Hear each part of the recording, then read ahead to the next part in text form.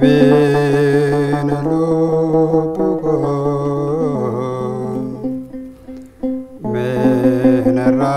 menaraki sini nani bene lupuko menaraki sini Chasi ume wakayo tamani toki chasi ume wakayo tamani urfadha ulfinan dhabina kabajamtoota daawwattoota keenya qaree dilbata waarii boodaatti kan daawwachaa jirtanii nu daawwachaa jirtu waan ta'eef hedduu galatoomaa isiniin jenna egaa itti fufnee jirra seensa keenya irratti akkuma isinitti himne egaan waqtiin waqtii soomanaati caalmaatti ammoo guyyaa har'aa kana walakkeessa irrattidha kan argamnu hordoftoota amantaa kiristaanaa ortodoksii biratti guyyoottan soomanaarradha kan turre guyyaan har'aa kun ammoo torbaan shanaffaa soomanaa kan itti eegalluu fi walakkeessa irree akka isinitti himne jirra kanaaf egaa faarfattoota darbees ammoo barsiisaa yookaan ammoo lallabaa wangeelaarree gara stuudiyootti affeerrachuun keenya jechuudha nu daawwachaa akka nuuriin turtanii dhagamanumaan kan isin affeerru bakka jirtan maratti raadiyoodhaan bagattiin isin geessin jenne isin daawwattoonni keenya keessummoonni keenyas daawwattoota Faana Miidiyaa Corporation televizyinii Faanaa kabajanii guyyichaafis akkasuma abboomamtanii waan asitti dhuftaniif guddaa galatoomaa ulfaadhaa isiniin jenna. Sinillee guddaa faarfannaadhaan haga ta'e seensarra eegallee jirra garuu ammoo barnootaan haa eegalluuti waa'ee guyyichaa otoo nutti himtanii jaalladhee barsiisa guyyaan ammaa kun akkuma jalqabarra kaase waqtii soomanaati torbaan shanaffaa eegaluudhaaf kan jennu guyyaan har'aa ammoo ayyaana addaati waa'ee guyyaa har'aa kana addatti otoo nutti himtanii jaalladhe. Tole guddaa galatoomaa guyyaan har'aa kuni tulluu ejersaa jedhameeti kan beekamu yookaan immoo yoo Dabra Zayit jedhameeti kan beekamu soomni eegalamee torbii shanaffaa irratti kan argamnu torbii jalqabaa herqaal yookaan immoo yoo zawarada yookaan immoo gadi bu'eetii gooftaa keenya Yesuus Kiristoos ilma namaa cubbuu keessa jiru fayyisuudhaaf jecha samii irraa bu'ee ilma namaa fayyisuudhaaf kan itti ofiisaa gonkumaa waaqa ta'eetu kan itti of mul'ise gadi bu'iitii jennee kan kabajnudha ilma namaa otoo hin tuffatiin odoo hin xinneeffatiin qulqulloonni samii ergamoonni samii magaalaa sadan Iyyoon Raamaa Eerar keessa jiraatan kunni isaan kanneen hunda dhiisee ilma namaa tokkicha barbaacha gara biyya lafaatti kan dhufe sana eegalleetoo taansineetis mooyyuu qulqulleettii kan jedhamu jira torbeewwan kana keessa darbinee walakkaa lagannaa yookaan mooyyuu tsoomii kan geenye torbee shanaffaa irratti eegal jirra torbee shanaffaan kun tulluu ejersaa yookaan mooyyuu Dabra Zayit jedhama Dabra Zayit jechuun የዘይት ተራራ yookaan immoo tulluu zayitaa jedhameeti kan dubbatamu tulluu zayitaa kan jedhameef muka ejersaati tulluu sanarra kan jiru ejersati itti baay'ata tulluu sanatti ejersa sana keessaa mooyyuu zayitatu yaa'aa jechuudha zayita sana mooyyuu warri Israa'elotaa muudamaaf kan itti fayyadamanidhaaf guyyaa fayyinaafis kallattii garagaraatiin kan guyyaatti fayyadamanidha zayita muka ejersaa sanarraa ba'uudha jechuudha walumaa galatti tulluu ejersaa jenneeti kan waamnu kan immoo Dabra Zayit kan jennudha egaa guyyaa sanatti gooftaan keenya Yesuus Kiristoos biyya lafaa kanarratti gonkumaa nama ta'e gonkumaa waaqa ta'e dhalatee akka namaatti guddate suutaan waggaa 30ffaa isaatti cuuphame duuka bu'oota 12 filee gargaartota 72 filee walumaa galatti maatii 120 erga filee booddee duuka bu'oota 12 fudhateetoo gara tulluu ejersaatti ol ba'ee nuun jedha gara tulluu ejersaatti yogguu ol ba'u duuka bu'oonni isaatti yogguu inni lammatan deebi'ee dhufaa jedhee yogguu isaanitti dubbatu maalidha lammanni jedhee oguu gaafatu tulluu ejersaa kanarratti waa'ee isaanii kan itti himudha. Isa booddee kan itti deebinu waan ta'eef tulluu ejersaa kun dhufaatii gooftaa fi fayyisaa keenya Iyyasuus Kiristoosii dhufaatii isa lammaffaa kan itti yaadannu. Isa dhufaatiin isa jalqaba bara 5,500 yookaan Addaamiif akkuma waadaa galee jecha abdii keenya kan ta'e akkuma qulqulluuchi Phaawulos dubbatu abdiin keenya inni bara dhumaa irratti nuuf mul'ate akkuma jedhu gooftaan keenya Iyyasuus Kiristoos bara dhumaa irratti kan jedhame bara 5,500 erga xumurame booda bara dhumaa irratti karaa dubaroo Maariyaam foon isheerraa foon lubbuu isheerraa lubbuu akkuma wangeela Luqaas boqonnaa 1 lakkoofsa 28 irratti dubbatame kunoo ati durba ni deessaa firiin gara ati dubaroodha dubrummaadhaan ni deessaa firiin gadaamessa keetiisi kan eebbifamedha. Firiin eebbifame sun gooftotaa kan ta'e mootii moototaa kan ta'e waaqa waaqotaa kan ta'e uumaa uumtotaa kan ta'e Iyyasuus Kiristoos gara biyya lafaa kanaatti dhufe ilma namaa badii keessa ture harqoota badiitiin kan qabame galaana cubbuu keessa kan daakaa ture badii garbaa keessa kan deddeebi'aa ture isa kana irraa cabsuudhaaf gonkumaa nama ta'e gonkumaa waaqa ta'e addunyaan otoo hin uumamin dura haadha malee abbaarraa addunyaan erga uumame booda mooyyuu abbaa malee haadharraa kan dhalate gooftaa gooftotaa uumaa uumtotaa waaqa waaqotaa kan ta'e alfaa fi omeegaa kana jechuunis isa jalqabaa isa dhumaa isa malee kan uumtuu hin jirre jalqabnis isa kan ta'e dhumnis isa kan ta'e namni hunduyyuu uumamti hunduyyuu jalqaba uumama hundaa kan ta'e isa xumura uumamtoota hundaa kan ta'e isa hundumaayyuu kan dabarsu isa hundumaayyuu kan uume isa kan ta'e bara dhumaa irratti bara dhumaa kan jennu barri 5,500 erga xumuramee booda ilma namaatitti kan mul'ate waaqa waaqotaa kan ta'e gooftaa keenya Iyyasuus Kiristoos inni ilma namaatti mul'ate bara 5,500 yogguu raawwatu san kuni dhufaatii jalqabaati jechuudha.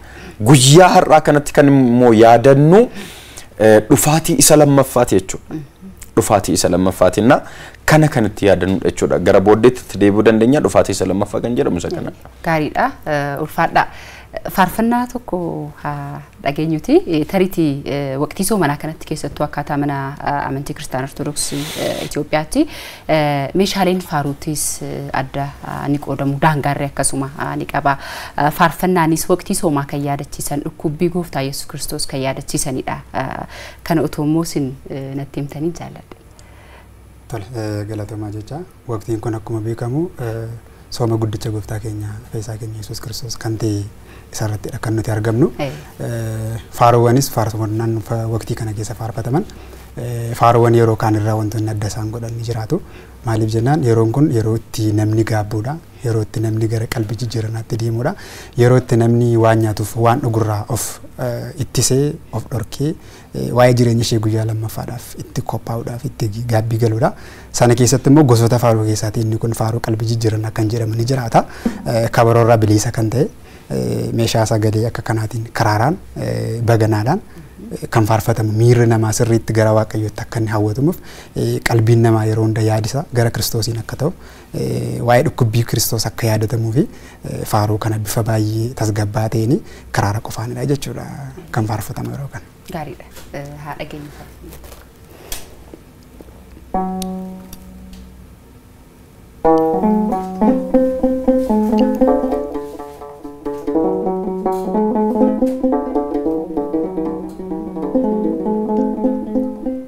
Nani bin lubuko menaraki sini nani bin lubuko menaraki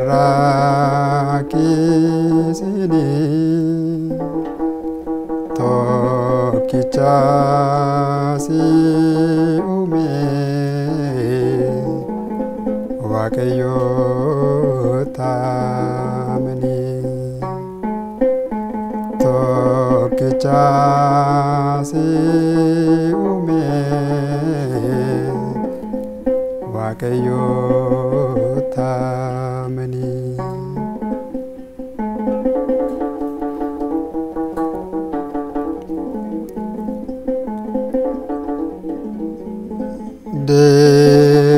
deebi'ee lubbuu koo dhugaa Rabbii adii akka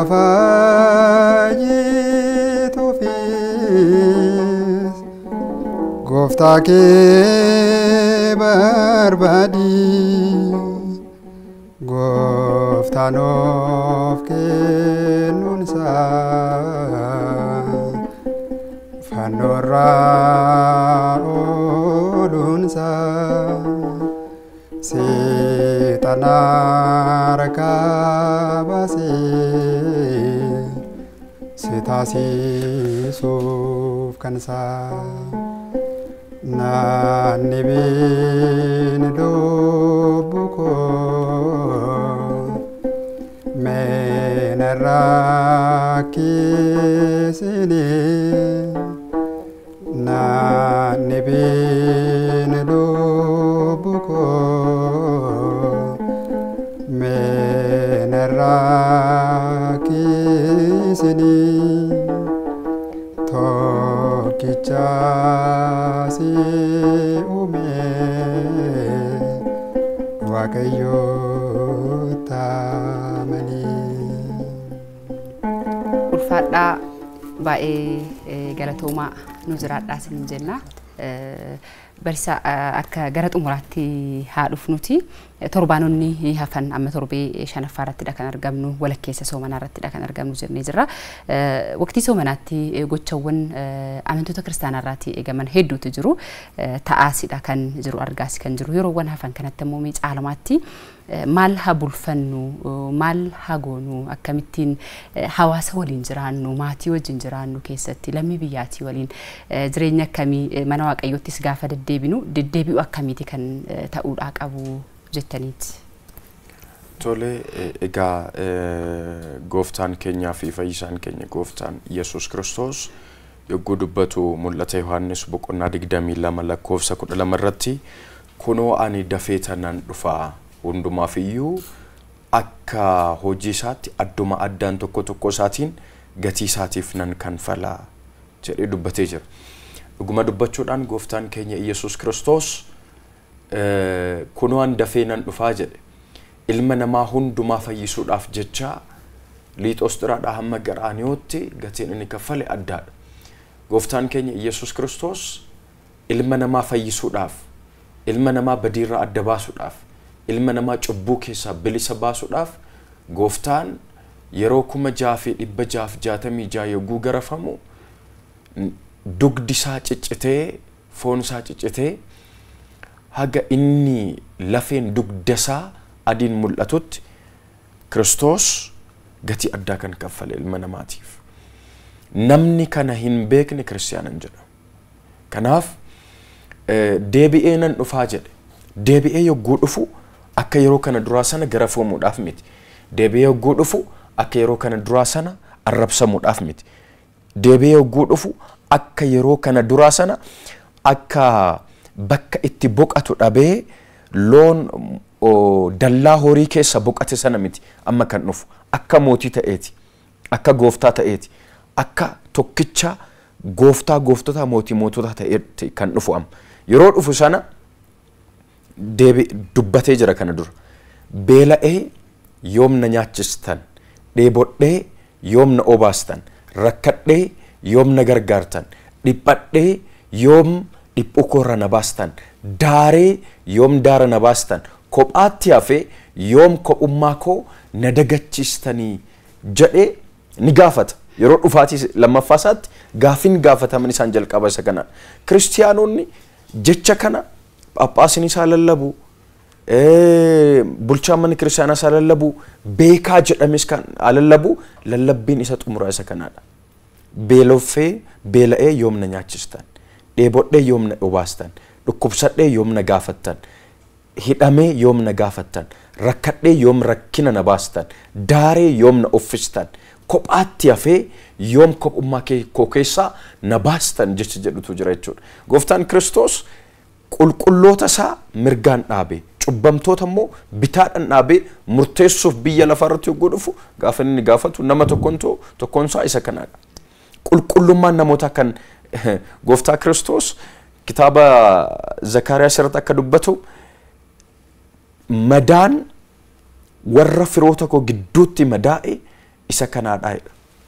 Madaan firoota koo gidduutti ilmi namaa Kiristoosiin akka waaqummaa isaatti miti kan simate, akka gooftummaa isaatti miti kan simate, akka fira isaatti miti kan simate, akka ormaatti kan simate, ofirraa fageessee, ofirraa achi siiqsee, ofirraa dhiibeeti kan simate. Kanaaf yaa fannifamu, yaa du'u, yaa salphatu jedhanii dhiigni isaa Liixoostiraadhaa kaasee hamma Qaraaniyoo yookaan balbala Damaasqoo baastutti hamma ba'utti dhiigni isaa lafarraa harkifamaa yogguu ba'u sana madaa inni firoota isaa gidduutti madaa'edha. Madaa inni warra isa jaalatan gidduutti madaa'edha. Madaa inni warra isa eegan gidduutti madaa'edha. Madaa inni warra ana beekan jedhetti madaa'edha. Namni kiristiyaana ofiin jedhu madaan kun galuufii qaba. Kana jechuun namni beela'e madaan isaa itti dhaga'amuu qaba. Namni dheebote madaan isaa itti dhaga'amuu qaba. Namni daare madaan isaa itti dhaga'amuu qaba. Namni dhukkubsate madaan isaa itti dhaga'amuu qaba. Namni kiristiyaana ta'e hospitaala dhaqeen gaafa inni kiristiyaana miti. Namni mana hidhaa dhaqeetoo warra hidhamaniin gaafa inni kiristiyaana miti. Namni beela'aa hin nyaachisne kiristiyaana miti. Namni dheebotaa dheebuu hin baasne kiristiyaana miti. Kiristoos ni dhufaadha. Ifa ta'ee ni dhufa. Akka ijoollee abbaa hin qabneedha. Jechi nan itti gammadu isa kanaadha. Akka ijoollee abbaa hin qabne raasatti isin hin gatu. Deebi'ee nan dhufa isinan fudhadhaa jedhe. Kan nu gammachiisu jechi kana caalu hin jiru. Ni dhufa inni. Ifatti ni dhufa.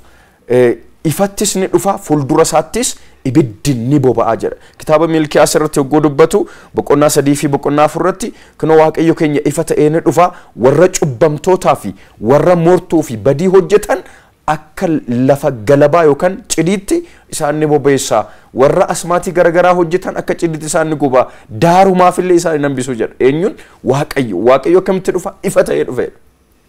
እግዚአብሔር ግልጥ ሆኖ ይመጣል ኢፈ ተኤን ዱፋ ሂን ዶካቱ አከ ከነ ዱራ ኦፍ ጋዲን ኦፍ እንጥቄሱ አከ ሞቲት ዱፍ ኡልፊናን ዱፍ ከበጃዳን ዱፍ ኑቲ አማ ቢያለፋ ከነራት ክርስቲያኖን የጉ ጩንቁርፈም የጉ ገዲን ሶቢ ጀዳማ ኦቶ ሂን ሶቢን ሃቲ ጀዳ ኦቶ ሂን ሰብ ሂናቲን እጅ ጀዳ ኦቶ ሂን እጅን ወንተ ገረገራ ከሰ ደርባ ጀዳማ ዱጋዳፍ ጀቸ ጭኔቶ ክርስቶስቲ አመኔ እትመጠነ የጉ ጅራኑ ወንቲ ከነ ሁንደ ኦብሲኖፍ gooftaan keenya akkas jedha ani kaleessa kan turedha har'a kan jirudha boros kan jiraatudha baraa hamma biraatti kan jiraatudha gooftaan keenya kan uume baraa hagaa biraatti kan jiraatu erga ta'e nuti ijoolleen isatti amannummoo isa wajjin maal kan taanudha baraa haga biraatti isa wajjin kan jiraannudha barri keenya dhuman qabu jechuudha kanaaf ni gammanna nuti maaliif abbaan keenya abbaa bara baraati ijoollee noo baraa haga biraatti isa wajjin kan jiraate eenyu wajjin mootii wajjin jechuudha kanaaf akka ijoollee garbootaatti hin jiraannu nuti akka ijoollee maalitti jiraanna akka ijoollee mootiitti jiraanna jechuudha maaliif abbaan keenya mootiidha ilmi mootii akka ilma mootiitti jiraata malee akka ilma garbichaatti hin jiraatu kanaaf nuti mootii keenya wajjin jiraanna waan ta'eef kootu Kiristoos jennaan dafeenan dhufaa jedha dafeenan dhufa erga jedhe booda jechittaanu maal jedha tokko isaatu gatiin isaa harka jira jedha kan sobes gatiin isaa eenyu harka jira Waaqayyo harka jira kanates gatiin isaa eenyu harka jira Waaqayyo harka jira kan lubbuu baasis gatiin isaa eenyu harka jira Waaqayyo harka jira kan sagaagales kan ejjes kan soba garagara namaan sobarratti ragaa ba'es gatiin isaa eenyu harka jira Kiristoos harka jira kan qulqullummaa hojjetes gatiin isaa eenyu harka jira Kiristoos harka jira kana kanfaluuf nan dhufaa jedha eenyu wajjin dhufa qulqulloota isaa wajjin eenyu wajjin dhufa ergamoota isaa wajjin eenyu wajjin dhufa warra isaaf adda ba'anii biyya lafaa irratti cichoomanii hawwii Kiristoos eeggatan dhufuu isaa eeggatan wajjin dhufa yogguu dhufu sana mooyyuu hundumaafuu maalan godha ifatti nan kanfalaa jedha guyyaa kana kanaaf kiristiyaanonni soomni kana booddee Niqoodimoosiin jira tajaajilaa amanamaan hin jira Hoosaa'inaan hin jira guyyaan fannoo isaa hin jira fuulduratti kana fan jira guyyaa kana keessatti soomni namni kamuu hin seemu biddeena dhiisuu miti soomuun ijji yaa soomuu jedha gurri yaa soomuu jedha afaan yaa soomuu jedha qulqullichi Efreem inni Sooriyaa yogguu dubbatu namni kamuu soomanii soomaa jedha cubbuu kan soomu garuu eenyudha jedha ejjuu kan soomu garuu eenyudha jedha soba kan soomu eenyudha jedha lubbuu baasuu kan soomu eenyudha jedhe. Keessumattuu waa'ee dhufaatii gooftaa keenya Yesuus Kiristoos yogguu dubbatu keewwata isa jalqabaa irratti qulqullichi Efreem Sooriyaawi inni dhufeetoo fuuldura isaatti yogguu walitti nannaanee dhaabbannu san inni yogguu murteessu yeroo ilmoon haadha isaatiif hin geenye haati ilmoo isaatiif hin geenye laal haati ilmoo isaatiif hin geenye iyyitee jechuudha. Namni haadha caalaa ilmoodhaaf itti fiigu hin jiru jechuudha. Yogguu abbaan haadha manaatiif hin geenye haati mana abbaadhaaf hin geenye yeroo sanatti waa'ee cubbuu kootiif eenyutu naa ga'e. Kanaaf Kiristoos jedhe maaloo sin kadhadha maaloo sittan boo'a maaloo sittan iyya ibidda bara baraa sanatti nan darbini jedhe. Ibiddi bara baraa ammoo dukkanni kan addaan itti hin cinne ibiddi kan ittaan hin cinne. Ana ajaa'iba dukkana keessa ibiddi erga jiraate ifti akkamitti dhabama. Ajaa'iba kun garuu dukkanni addaan hin citu iftis addaan hin citu garuu dukkanni addaan hin cinne bakka raammoon nyaata ittiin dhaabne sana keessatti sanatti adabama. Yoo gaarii hojjete hoo ifti addaan kan itti dhaabne gammachuun kan addaan itti dhaabne isa wajjin galata isa wajjin ilillee isa wajjin faarfannaa qulqullummaadhaan teessoo gooftaa keenyaa fi fayyisaa keenya Yesuus Kiristoos marsanii qulqulluu jedhanii isa galateeffatu jechuudha. Kabajaa kanatu nu eeggata nuti. Kanaaf nuti kan jiraannu akka ijoollee abaaramanii yookaan akka ijoollee garbootaatti otoo hin taane akka ijoollee moototootaatti. Kanaaf namni akka ijoollee mootiitti jiraachuu barbaade akka bakka ibiddi hin dhaabne sanatti galuu kan hin barbaadne. Akka bakka raammoon itti hin dhaabne sanatti kan galuu hin barbaanne bakka dukkanni hin jira sanatti galuu kan hin barbaanne maalaa godhu rakkataa haa gargaaru dheebotaa haa obaasu kan beela'e nyaachisu kan uffata dhabe haa obaasu diina isaa haa jaalatu. Amma namni tokko si rakkisuu danda'a si dhiphisuu danda'a gaddatti si galchuu danda'a akkamitti jaalatta hin danda'amu miti. Kiristiyaanni kanaadha kan danda'u. Dhufaatii gooftaa Kiristoos wanta cinqii ta'etu kan isa fuulduratti kabajaa ta'ee mul'atuna isa kana yaa goonu dafeenan dhufa nama tokko isaantu gatii isaa nan kaffala isa hundaafuu gara mootummaa kootti nan galcha.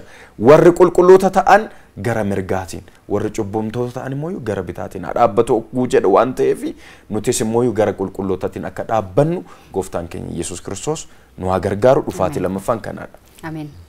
Ulfaadhaa ulfina dhabina sagalee hafuuraa barnoota hafuuraa lubbuudhaafis fooniifis jireenya keenya guyyuutiif ta'uudha kan nuuf laattanii maqaa daawwattootaatiin amma sarara deebine guddaa galatoomaadha isiniin jenna.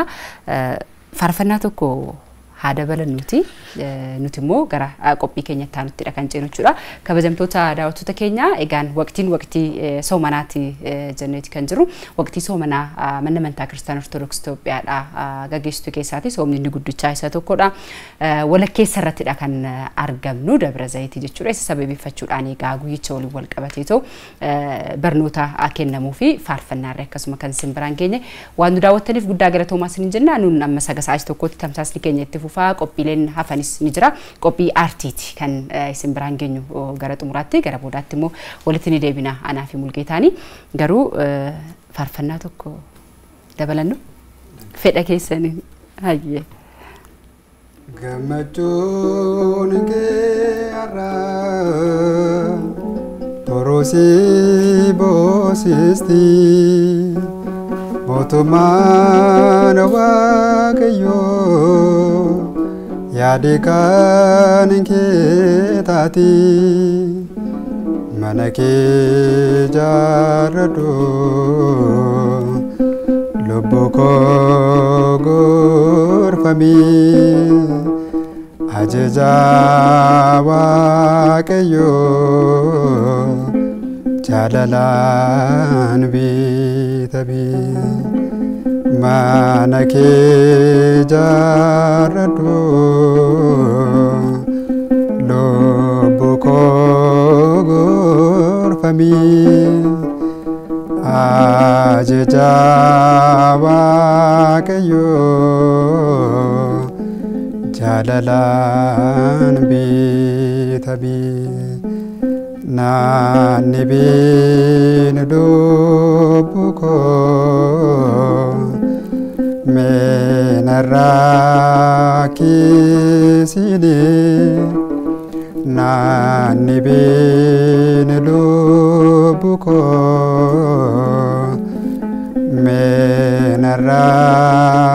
menarrakisini tokichasi obe wakayo tamani ulfaadhaarra deebiidhaani guddaa galatoomaa guyyaa eegnu guyyaa guddicha guyyaa ka'umsa gooftaa Yesuus Kiristoos itti lallabnu itti galateeffannu namoo nu haa ga'u jedhama miti hayyee guddaa galatoomaa daawwattoota keenya itti fufna ammas egaa akkuma jalqaba isinitti hime egaa sa'aatii tokkotti tamsaasa keenya itti fufa barsiisaa amantaa akkasumas immoo faarfattoota waan waliin turtii taasisaniif guddaa galatoomaa isiniin jenna qophii aartii daawwadhaattaan suudhaanii feenaan waan qindeeffattee qabdi isa sana booddee immoo nu walitti deebina yeroo gaarii mas